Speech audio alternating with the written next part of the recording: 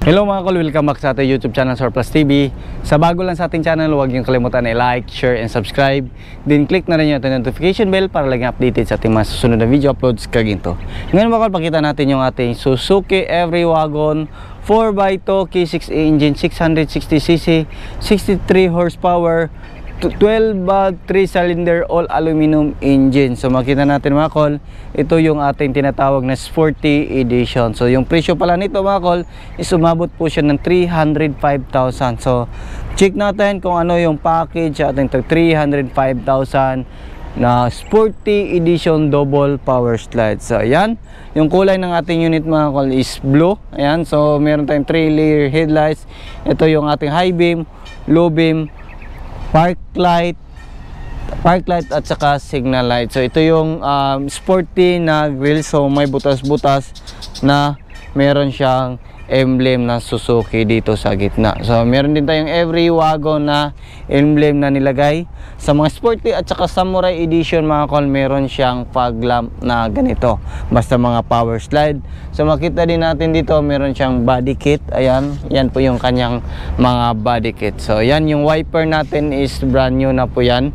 Fully tinted po yung unit natin, low roof. Then makita natin dito meron tayong side mirror, original lang po, walang accessories. Ayan, so auto pull din yan mga kol at saka mariretract. Ayan, makita din natin dito meron tayong fender light.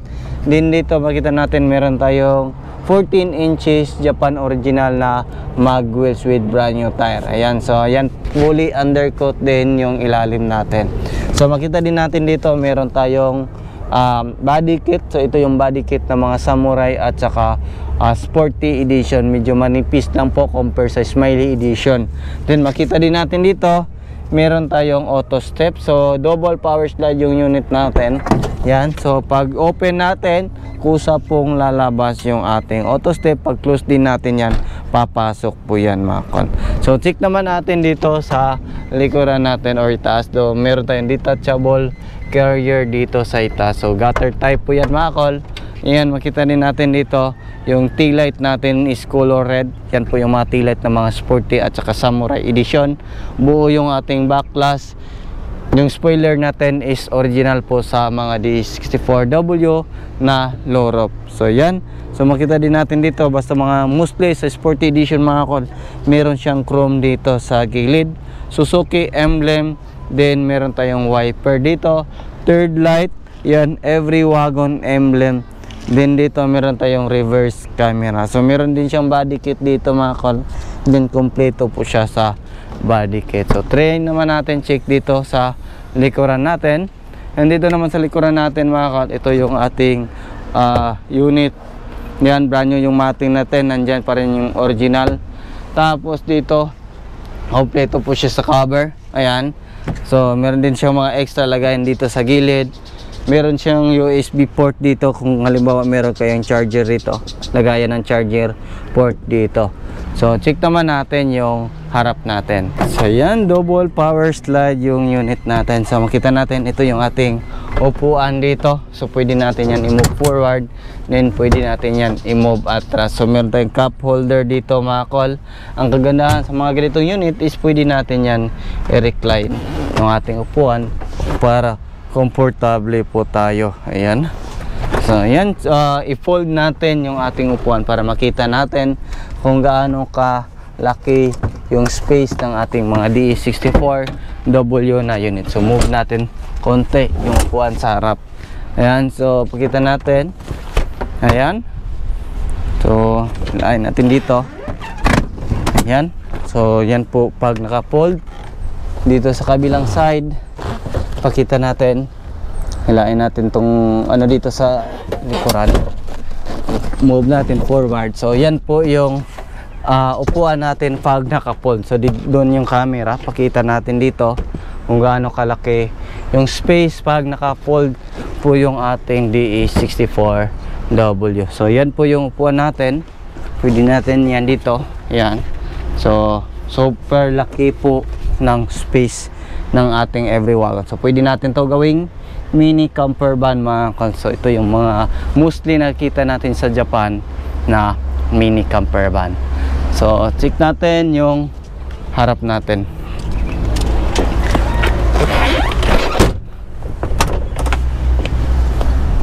Ayan. So dito, kita natin yung ating unit. So ito yung harap natin, ito yung kanyang steering wheel. Yan, so pwede natin yan i-move forward, then atras. Pwede din natin yan i-recline kung gusto natin. Ayan, so makita din natin, ito yung ating shifter lever. So makita natin meron siyang overdrive switch. Yung dashboard natin is back to original yung kulay. Meron din tayong digital temperature gauge dito sa gilid.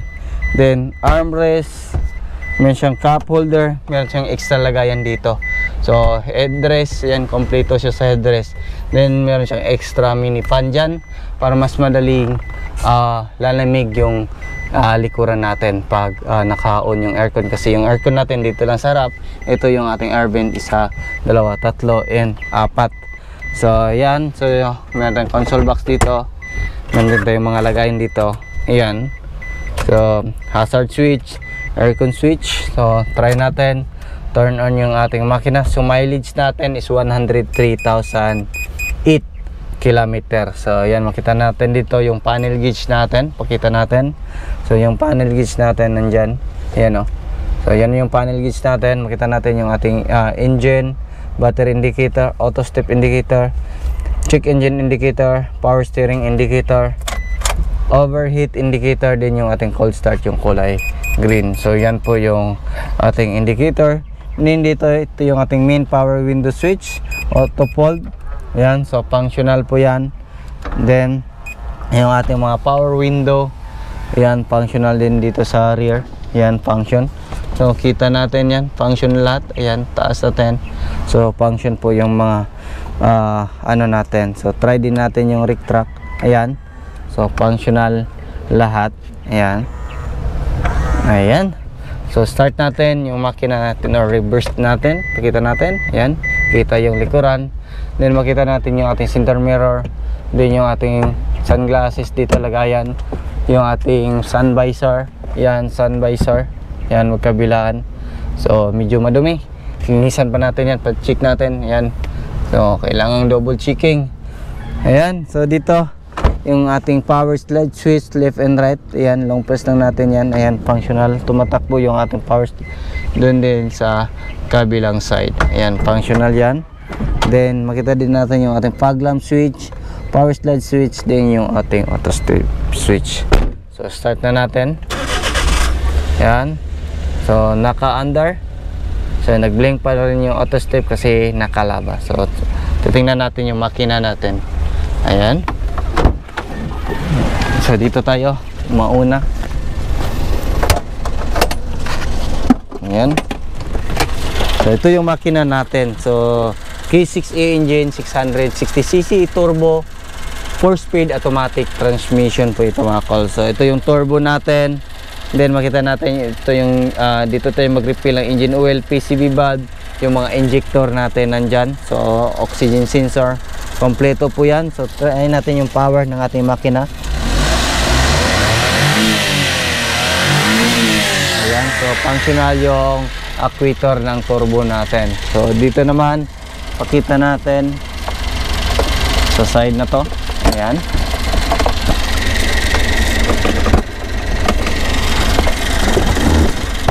Ayan, dito makita natin yung ating throttle body, map sensor, TP sensor, IECB. Ayan, so metal po yung ating intake manifold. Din dito makita natin yung ating alternator, aircon compressor, main fuse box, yung ating air filter housing, din yung ating ECU. So din ito yung ating ATF gauge, din ito yung sa engine oil. So check naman yung hood natin, dito yung opener sa gilid, na gilid. Ayan. Ayan, check natin. So dito naman check natin yung hood natin. So makita natin dito yung ating windshield washer reservoir, brake fluid reservoir, din yung ating coolant reservoir. So yan po yung unit natin na tag 305 all in na po yan mga call. Kayo yung mamili ng kulay, made to order basis po tayo.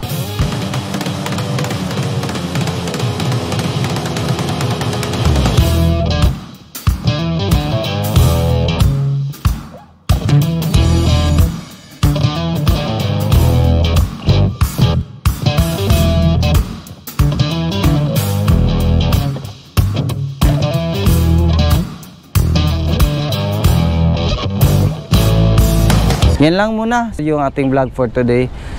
Maraming salamat po sa inyong patuloy na pagsubaybay sa ating YouTube channel, sa Facebook page, sa TikTok account natin. So, yan lang. Sa bago lang sa ating channel, don't forget to like, share, and subscribe. Then, pakiclick na rin yung ating notification bell para lagi updated sa ating mga susunod na video uploads kagaya ito. Ingat po mga kol, and bye-bye. God bless po sa ating lahat.